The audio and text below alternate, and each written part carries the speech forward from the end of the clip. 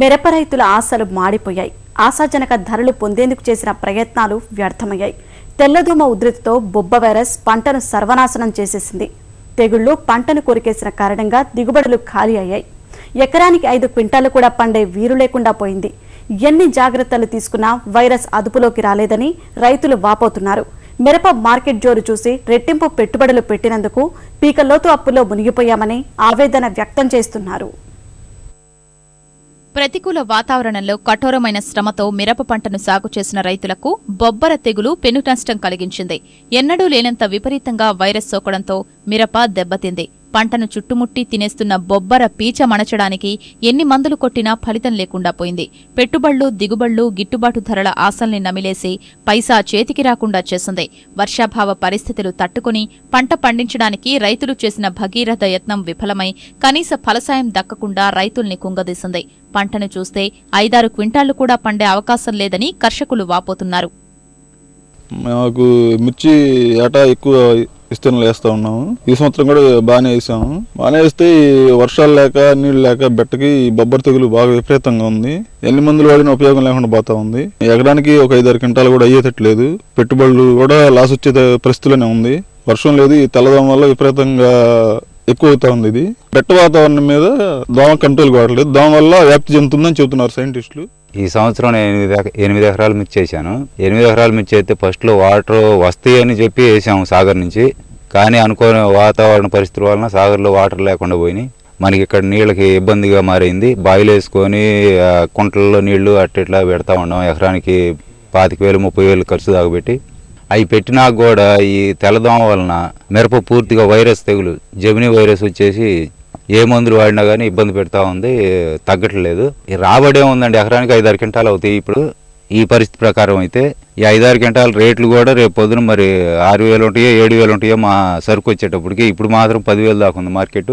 యాట అయ్యే దాని మీద డబుల్ పెట్టుబడి అవుతుందండి. ఈ సంవత్సరం నీళ్ల కిందనే సగం ఖర్చు అయిపోతుంది. 70,000-80,000 దాకా ఎకరానికి 2 తళ్ళు పెడితే 30,000-60,000 రూపాయలు నీళ్ల కిందనే ఖర్చు అవుతుంది. పంట కీలక దశలో వైరస్ తెగులు విజృంభించింది. కోతకొచ్చిందనుకుంటున్న తరుణంలో బెట్ట పరిస్థితులు తెల్లదోమ వ్యాప్తితో బొబ్బర పొలాల్ని కబళించింది. తెలుగు రాష్ట్రాల్లో ఈ మహమ్మారి వైరస్ బారిన పడని ప్రాంతం పొలం మిగల్లేదు. అధికారులు చెప్పిన పిచికారీ మందులు కొట్టినా అదుపులోకి రాకుండా నట్టేట ముంచిందని కర్షకులు లబోదిబోమంటున్నారు. మన లాంపారం పీళ్లు పెడితే పోయాం. వాళ్ళ చేలో కూడా బొబ్బర ఎక్కువ ఉంది. అదే చెబుతున్నాం కదండి. వాళ్ళు మాకు చెబుతున్నారు కానీ వాళ్ళ దగ్గర నివారించలేకపోయారు. దానికి మందు లేదంటున్నారు. ఇంకా అదేమంటే సైన్స్ ఇష్యూలు చెప్పినా కానీ అది ఫెయిల్ అయిపోతుంది. మరి వాళ్ళు ఏం చేస్తారు, మేమేం చేస్తాం. పత్తి అయిపోయేటప్పుడు పత్తిలో దామంతా మిరప మీదకి వస్తుందండి. మిరప మీద ఆగట్లా. వాళ్ళు సైన్స్ ఇష్యూలు చెప్పిన మందులు వేసినా ఉపయోగపడలేమ్మా. ఇంకా చేసేది ఏముంది అంతకన్నా. మనం చూస్తున్నారుగా మీరు కూడా. అది బొబ్బర అంతా ఉంది. అంతే. మరి దానికి ఏముంది, 4 క్వింటాలు 3 క్వింటాలు కాయలు అవుతాయి. మేమేం చేసాం? బొబ్బరకే మందులు వాడామండి. ఎంత వాడినా ఏం ఉపయోగం లేదు. లాంఫామ్ వాళ్ళు చెప్పినవి వాడాము. ఇడిగా బయట మందుల కొట్ల వాళ్ళు చెప్పినవి వాడాము. ఇవి బయట సైంటిస్టులు చెప్పినవి వాడాము. ఏది వాడినా ఏం ఉపయోగం లేదు. మరి నీళ్లు పెట్టుకునే అవకాశం లేదు. చేసేది ఏమి లేదు. మేరకండు చేతులు ఎత్తేసి మేరకండు అయినంత మట్టు కోసుకోవడం, లేకపోతే మేరకండు ఊరుకోవడం. పెట్టిన ఖర్చులు ఏం వస్తే లేకపోతే లేదు. బీటీ పత్తి వల్లే దోమ ఎక్కువైంది. దానివల్ల బొబ్బర ఎక్కువగా వస్తుంది. అంతకుముందు ఉంది కానీ ఇంతగా లేదు. ఈ ఏడాది మిరపకు రికార్డు ధరలు దక్కిన కారణంగా ఈ పంటనే అధికంగా సాగు చేశారు. గతంలో సాగు చేయని రైతులు సైతం మిరపనే వేసినందువల్ల రాష్ట్రంలో 1,32,000 హెక్టార్లకు విస్తీర్ణం పెరిగింది. ఇన్ని లక్షల ఎకరాల్లో సాగు చేసిన రైతులు పంటను రక్షించుకునేందుకు ఎంతగానో శ్రమించారు. కరవులో నేలబావులు తవ్వించి కిలోమీటర్ల మేర పైపులు వేసి చంటి పిల్లాడిలా పంటను పెంచి లక్షలు ఖర్చు చేశారు. పంట బాగా పండి కష్టాలు తీరిపోతాయనుకుంటున్న వేళ బొబ్బ దెబ్బతో రైతులు కుదేలయ్యారు. మంచి ధరైనా దక్కకుంటే కోలుకోలేమని రోదిస్తున్నారు. ఈ మిర్చి పంట దాదాపు 10 సంవత్సరాల నుంచి చేస్తూనే ఉన్నామండి.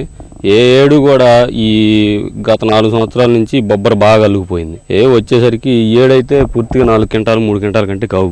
పత్తి ముందడి అయిపోవటం, దానివల్ల దామంతా మిర్చి పంట మీదకి రావడం, మినుము లేదు, పక్కన వరి లేదు, చుట్టూ తేమ లేక ఇక మొత్తం కాసిన కొన్ని బాయిలు తీసుకుని నీళ్లు దీంట్లో పెట్టుకోవడం.